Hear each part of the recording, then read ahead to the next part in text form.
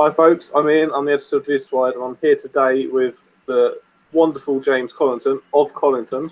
How you doing, mate, James? Fantastic. How are you doing? I'm doing great. I'm doing great. What's the weather been like there? It's raining right now. I'm not at home right now. I'm right outside New York City right now, and it's been quite a deluge today. So where are you from then? I'm from Providence, Rhode Island. Cool. So what plans have you got for this weekend? Why are you where you are? Oh, just seeing family right now. Nothing too well. It's exciting, but nothing music related. I should say. Choose my words carefully there. So are we giving your family a break from you then? That's it. That's it. Yeah, they just dropped me off and kicked me out of the car, and they said when I'm ready to go back, I can take an Uber. Well, to James's family, you're welcome. Yeah, of course. Yes. On your end, where are you out of? I'm personally from England, although Juice Wide is an American website. Yeah. So I'm on the south coast somewhere. Very cool. And it's been raining here too today, so snap. Yeah, that's normal though, right? Yeah, it is. We've been having a massive heat wave here lately, but I'm very thankful for some cooler temperatures at the moment. Very cool. Very cool. So for all those out there who don't know who James is, can you tell them a little bit about you and about how you came to faith and all of that? Yeah, I'd be happy to. I'll always love answering that question. So my name is James. As of this moment, I am 27. I'm from Providence, Rhode Island. And for me, I came to faith. I always grew up in a Christian family, which really didn't have a positive impact on my faith for many years. And in fact, it had a negative impact. And it was always something I tried to pull away from. For me, my picture of God was that he was real, he was there, but for some reason there was a disconnect with me that it wasn't for me because I wasn't A, I wasn't B, and I wasn't C, and so I didn't fit in and it wasn't going to work. Really around the age of 16, the Lord got a hold of my heart, and it was when I realized that for me, I had a plan and a purpose for my life that really kind of radically changed me. I haven't looked back. Had some really good mentors along the way that kind of helped me keep my feet to the fire. Yeah, it's a costly choice, but it's worth it. Cool. So, when did you first know that singing was a possibility, and what do you want to achieve for it all? For me, knowing that singing was a possibility, I still don't even know that it's a possibility. It never really felt like a natural thing. When I started this whole band thing, I was a drummer, and for me, I just kind of been frustrated that the band I wanted to be in never came along. And so I was like, all right, I'll just start something. And so I started writing acoustic songs and put out a few records like that, which are not available anymore for good reason. And so it's just kind of just learning and not giving up that way. And yeah, for me, I was kind of going through like a crisis, if you will, when I was graduating high school. And I didn't know what I was supposed to be doing with my life. Because like I said, when I came to faith, that was such a huge thing for me. Jeremiah 29:11, hear that God had a plan and a purpose for my life. And for me, I've always taken that very literally. And I know people are all over the place on how they feel about that. But for me, I've always taken it literally. Like I said, that the Lord cares about me, that he has plans for good for me, to prosper me, not to harm me, and plans for hope in the future. And so with that, I was graduating high school and just freaking out. It's like, all right, well, now what do I do? Like, it's a huge decision, you know what I mean? And whatever you choose can arguably change the rest of your life. You know, it's a milestone decision. You need to make what you're going to do with your life, and it all comes at once. And so I went to like every altar call I could at every church service I went to for probably like a year or two. And finally, I went to an altar call, and after I just kind of chased the pastor down and was like, "Hey man, will you pray for me? This is what's going on." He was like, "All right, I'll pray for you." He's like, "I don't know what's going to happen, but we'll see what happens." And, so he just said, at the end of it, he just played some generic stuff, and then after he kind of paused, he's like, "Do you do music?" And I was like, "Yeah, I play drums." And he's like, "Interesting, because I just feel like the Lord gave me a picture of you doing music and you were singing." And for me at the time, it was like I didn't even sing in the shower, so that was terrifying to me. But it's been cool since then, because I don't know if I see myself as kind of like, I don't know. It's just been a wild journey because there's so many things that's happened. Like I walk this line where it's like there's so many people that do music and that should be still doing music that aren't. I've been fortunate to still be doing it, and I've been really fortunate in a lot of ways. And I give kind of the credit to the Lord for that because I can't take credit for most of it. I really can't. Like with this last record, like I didn't have to do a GoFundMe. I didn't have to do funding in any sense. It was just consistently just taking one step at a time, and somehow when the bills came or the right thing came, I was able to take care of it. For me, that's just, I don't know, that's just, you don't hear about that, you know? Everybody's raising 20 grand to put out a record. Yeah.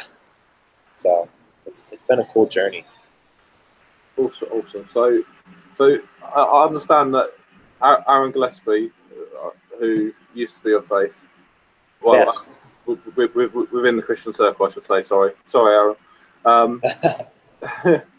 So I understand that he played a kind of big role in your start. So can you explain how that kind of happened and what you felt in that moment? So for which start are you referring to? The behind the stage one and the recording one. Okay, yeah. So with that, the last record prior to this one, I was opening up for him at a date in Boston, and he was running his own merch that night, and my merch table was right next to him. So we started talking, and yeah, it was cool. We did a show together, and after he liked it, he told me he had a studio in Salt Lake City and invited me to come out, and so I did, and we worked on a record together. And for me, it was pretty surreal to have, like, he's just a powerhouse, talented man, you know. His career shows that from not only the record sales he's had, but also just like the ability that he was drumming for Paramore, you know. So as an artist, as a session player, he's just solid. So it was really a privilege to have him working on my stuff. Yeah. Cool. So you worked with Aaron on that record, and you've worked with Eric. Or I'm gonna say his name wrong. Eric. Oh yeah.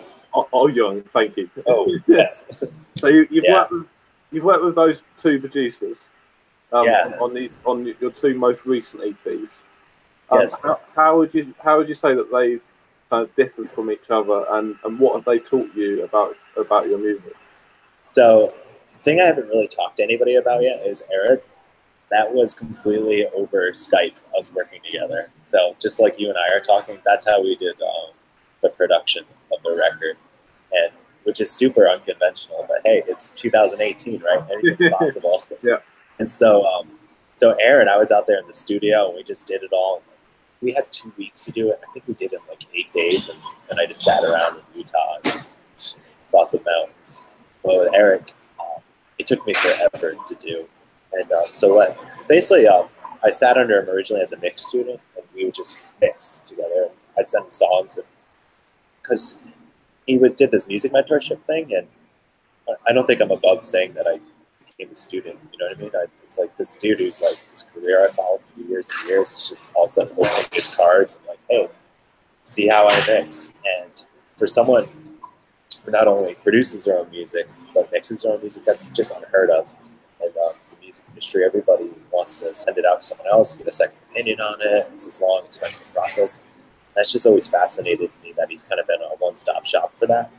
And so when we finished up the mixing, I kind of put in his ear. I was like, hey, like, because from working with Aaron and having a producer, there's so many decisions that get made in the process where it's like they seem so little, but they just change the song. And so at that point, I had kind of put it in my head, like, I was just going to do a record on my own. But it just seemed like a no-brainer at that to ask Eric to help. And so it's kind of the same spirit where I would just the sessions of what I was working on, and we'd tear it apart, and we'd give feedback, and it was kind of funny because naturally he's in Colorado Springs, I think, and so it's just like he's got a life, he's got stuff he needs to do, so we had limited time. So with that, I was always sending him my worst stuff because like that's what I needed help with. And, hey, Doc, dude, this song is terrible. Help me. So I don't think he really knew what he was getting himself into and like where it would end up at the end. But he's had some kind words to say since I've sent him a completed project. So that was really cool to work with him. And of course, I was able to work with some of my favorite studios. And nobody ever credits the engineers or the other people that are around them in the studio, but honestly, like, if it wasn't for my friend Andrew in Utah, Darren Elder, Kevin at the Halo studio in Maine. And I'm forgetting people, but like just so many people played a role and put their fingerprints on it one way or another that I'm just grateful for it. I sought out to kind of do it as kind of like a solo thing. I was going to do the Boney Bear thing and go into the woods and come out with a record on my own. But collaboration really made me so stoked on this. So yeah. Cool. So from when you started and you started out writing acoustic songs and stuff, how did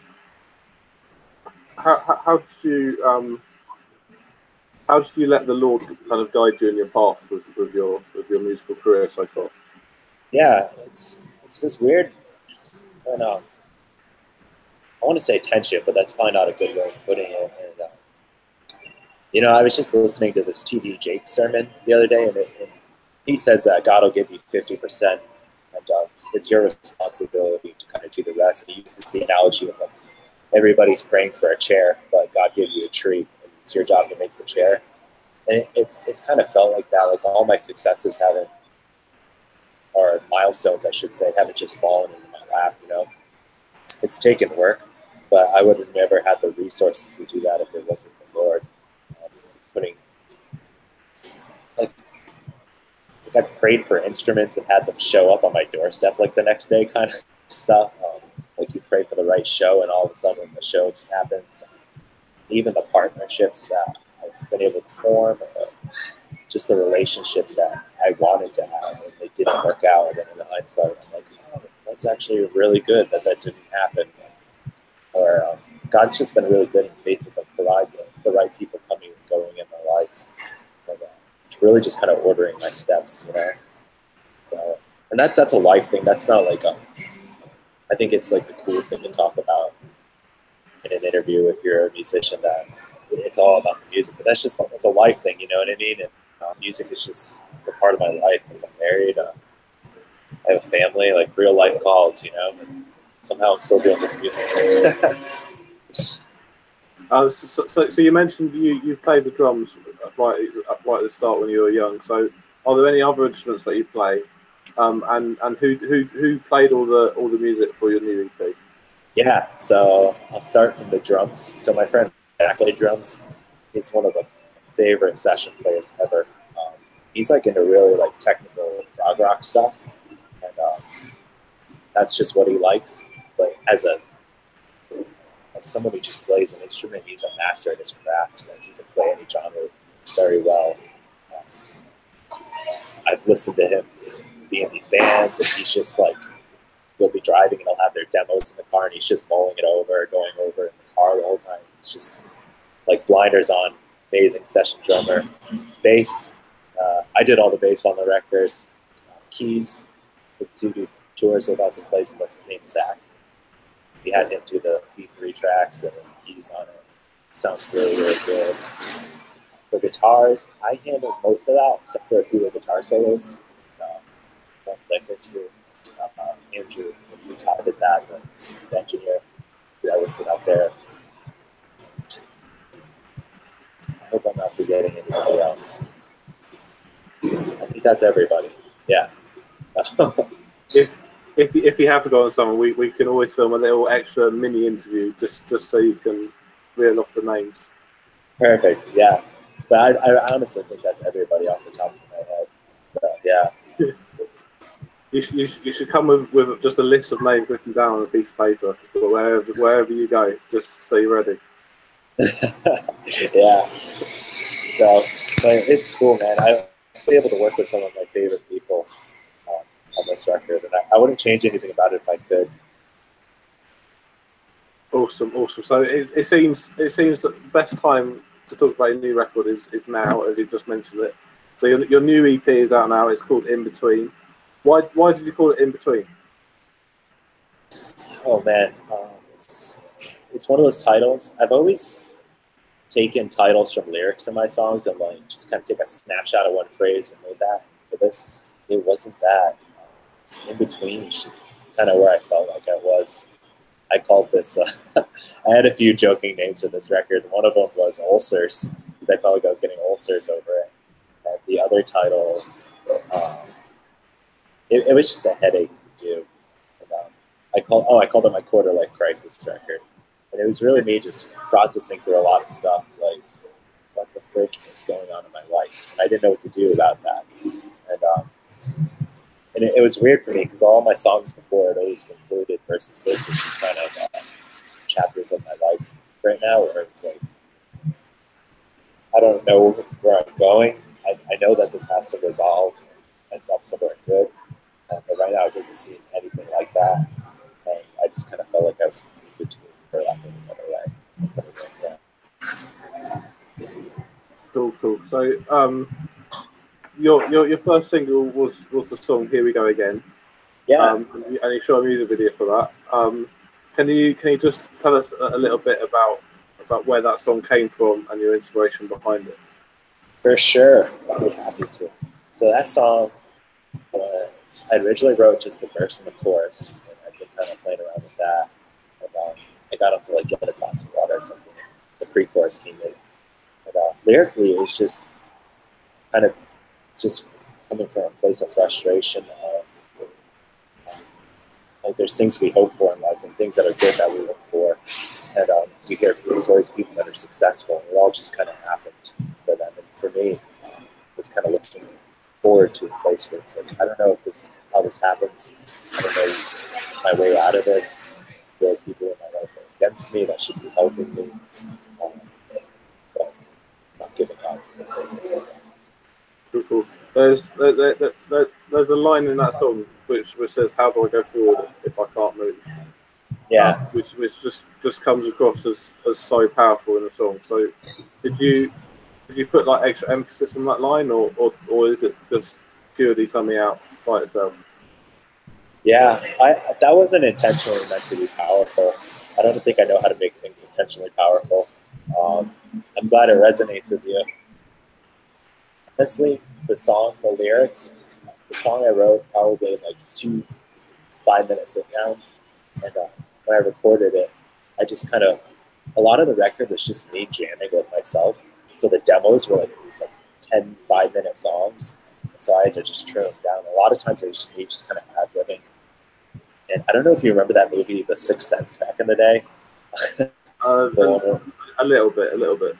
Yeah, no one else does either, so that's okay. But there's this scene in it where, like, and if I'm remembering it right, I haven't seen it in years and years, but there's this scene in it where, for like a therapy kind of thing, they're just writing on a piece of paper, and after a while, you kind of start to write things that are honest, and it's kind of just an overflow. It's abundance of the heart, the mouth speaks, and eventually you just start kind of processing things. And so I thought I was just kind of ad-libbing the lyrics and just kind of just making up things to go along and knocking up melodies and stuff. And then I kind of went back and I was like, oh, man, this is like how I actually feel about life and stuff like that right now. It seemed kind of stupid to try and replace it after that, you know? So, yeah. Okay, so how long did it take to write this record? Too long, way too long. I thought it was going to be done in 2 weeks, and I'm not even kidding. And I just kept hitting with those blocks, and it was mostly myself. That was self-inflicted, I would say, because it's a lot of pressure. Like, to have writer's block, that's normally you just taking yourself too seriously. Any type of writer's block, you're probably taking yourself too seriously. And for me, working with Aaron, he was just like he's a name, he's a talent. He's just good at what he does, very talented, which is why he still has a career, even after all these years. But it was to kind of put all that pressure on myself, where I had to come up with something as good, if not better. pressure. And so I was just being unnecessarily hard on myself. And so that's really why I went back to Utah to work with Andy again, because I just needed something to get me out of my head and just kind of get it done, you know what I mean? So to answer your question, it might have taken me like a year to do it, but I also mixed it as well, keep in mind, so I didn't just like finish and send it out. So it was like a few years, I feel like that's what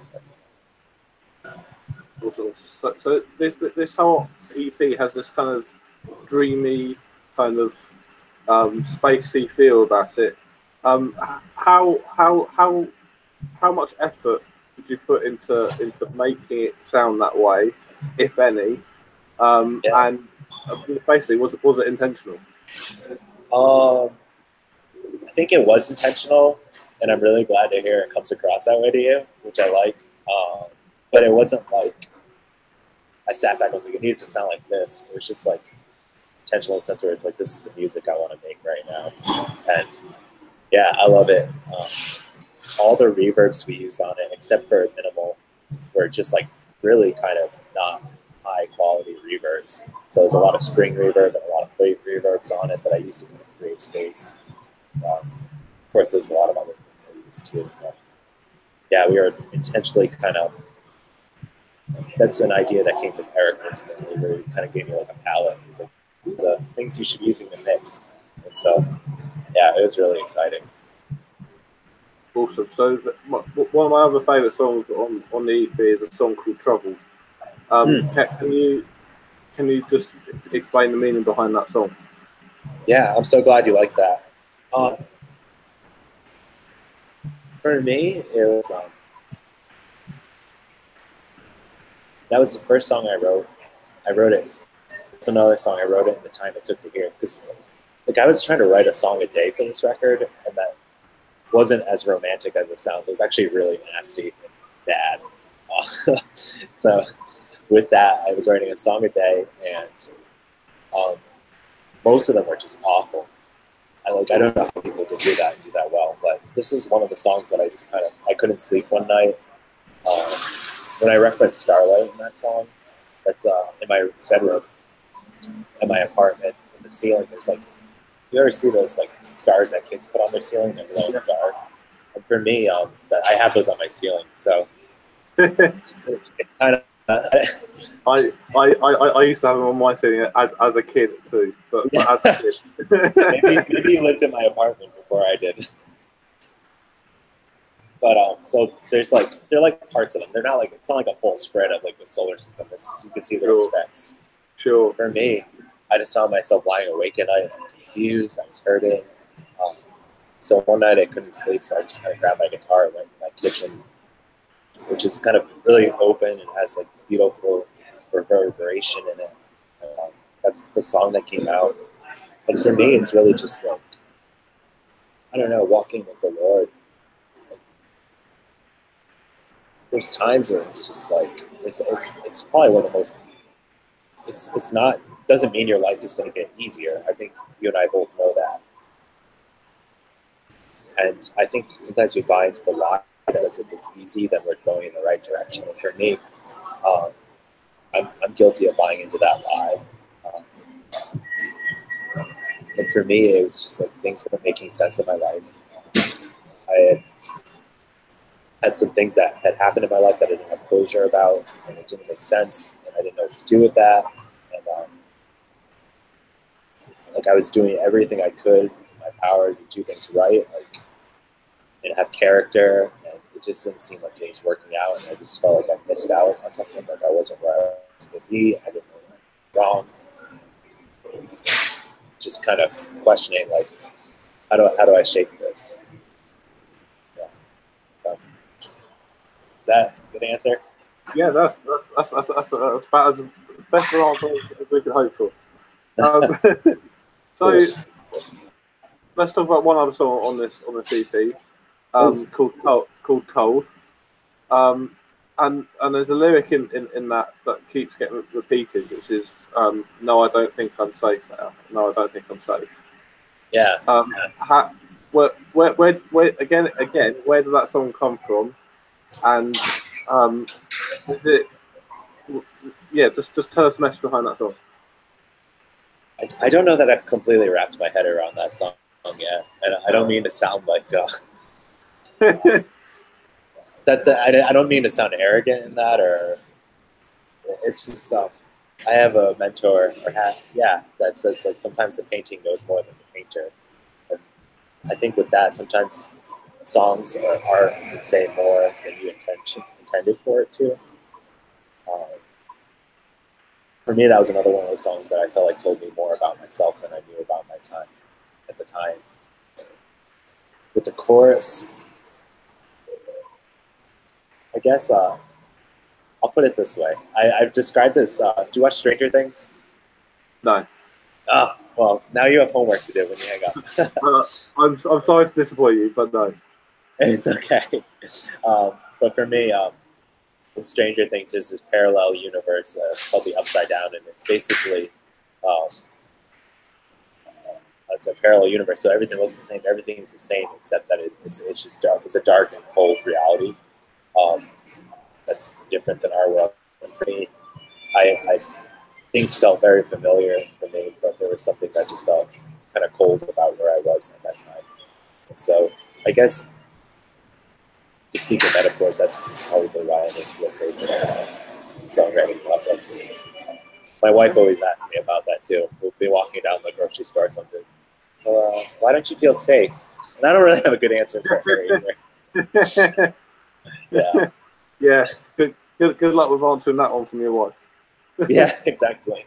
I tell her it's because of her. I'm just kidding. Okay. She's great. Okay. We'll be praying for your marriage. Yeah. So who would you describe as being your main musical influences out there? That I have a really hard time answering. Good luck. That's such a hard question to answer. I wrote them down. I'm really bad about relating to music, and I'm not even kidding. I'm really, really bad to relate to music. I don't know why. You'll have to interview my wife on that. But it's just like, I just have a really hard time talking about it. So I have a list of what I was listening to when I was, and this is throughout the writing, the recording, mixing out. The people I was listening to were the Killers, this band called Bootstraps, who's made some of my favorite records ever, especially the first one. Love the Bootstraps, check them out, they're great. The new AWOL Nation record is, I love the textures that are just on that. So I was listening to that.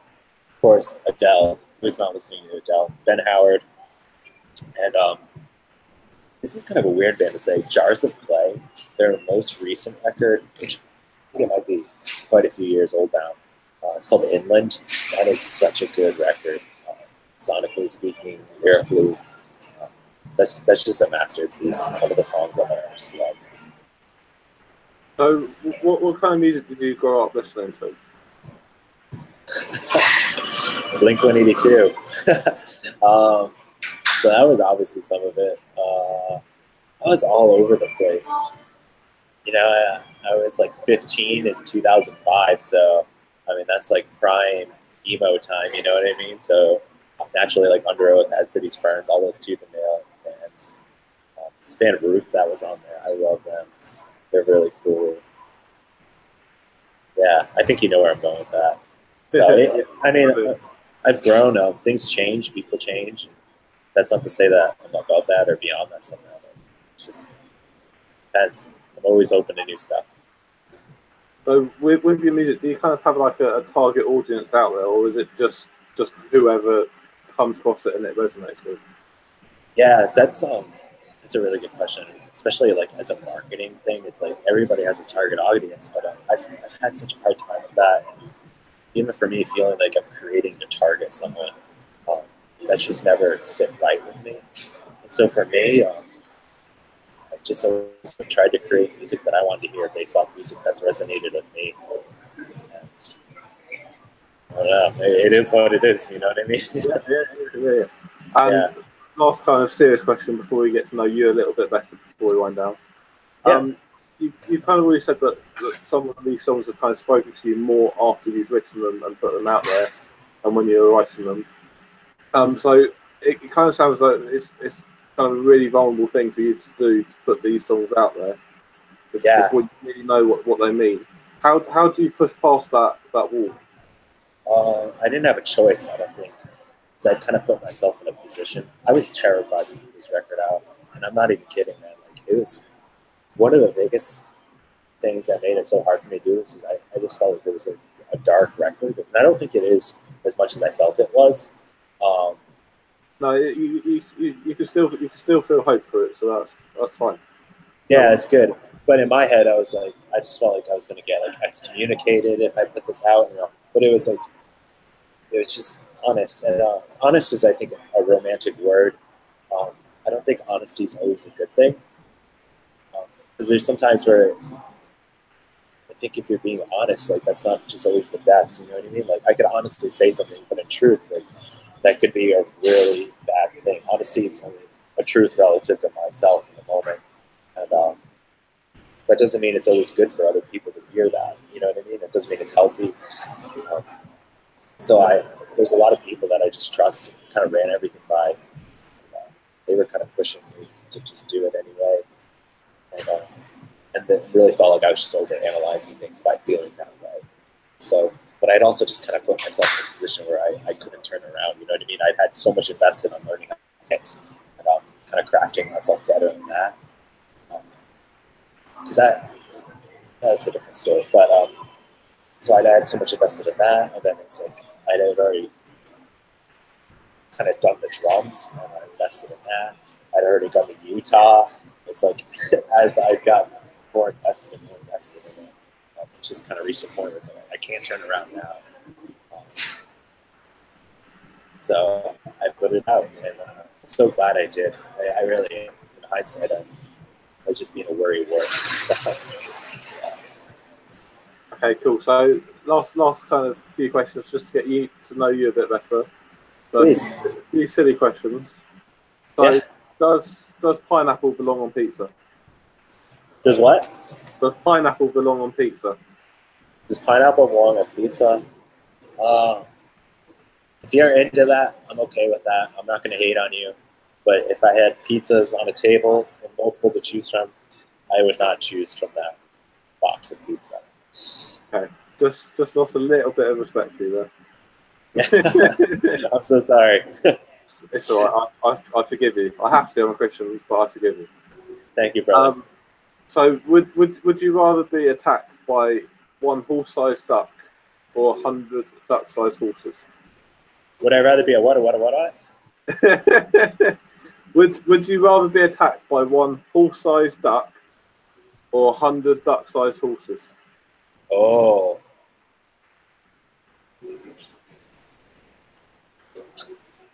I'll take the 100 duck-sized horses for sure. I can take them down. Okay. Cool. And last but not least, if Pinocchio was to say, "My nose will grow right now," what would happen? It wouldn't grow because he'd be telling the truth. Wait. That's deep, man. That's really deep. I'm lost in that. I don't have an answer to that. It's okay. There is no answer. I haven't heard that one before. That's amazing. I can promise you now, you're going to be using it. You're going to be using it on your family later, or your friends, or whatever. I promise I will. That'll probably be one of the first things I say when I'm done. I'll tell it to the barista here. Cool. So, absolutely last question: how can the readers of Jesus Wide be praying for you in the coming few months? Oh, thanks for that. First of all, thank you for that question. Thank you for wanting to pray. Honestly, it's the most important question of the entire. Yeah, absolutely. Thank you. I don't know, man. This whole music thing, it's not something I can take credit for starting, and with that, that's cool. I love not being a self-made man, and that I give glory to God for that. Just that, for me, that what he starts, he said he'd finish for my marriage, my life, for direction, where I should be going, that I'd provide, just be who he says he's going to be in my life. Cool, cool. We will certainly pray for that. Thank you. And we'll pray for your marriage. Yeah. and we pray that you will be able to say to your wife, "I feel safe now." That's it. I'll fall asleep at night. I need to be able to say I feel safe. And we pray that you'll grow up soon and remove the stars from your ceiling. When I'm tall enough, I'm still growing. Yeah. All right, well, that, folks, was the lovely James Collington speaking to us today. Thank you so much for talking to us today, James. Thank you so much. It's a privilege to be here, really. Thank you for taking the time. No worries at all. Where can people buy this EP from you?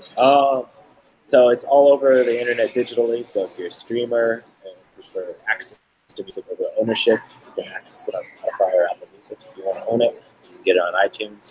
We printed physical CDs. We're doing our release show with the brilliant Darren King that was in Utah this Friday. So you can get a physical copy there. After that, they'll be available. And where can people get plugged into you online? Social media is best. Yeah, so Facebook, Twitter, Instagram, wherever you're most prominent. Awesome. That was James Collington. His new EP, In Between, is out now under the name Collington. Go and look him up on social medias. Go to his release show if you can. And, yeah, go and show him some love. Peace. Adios.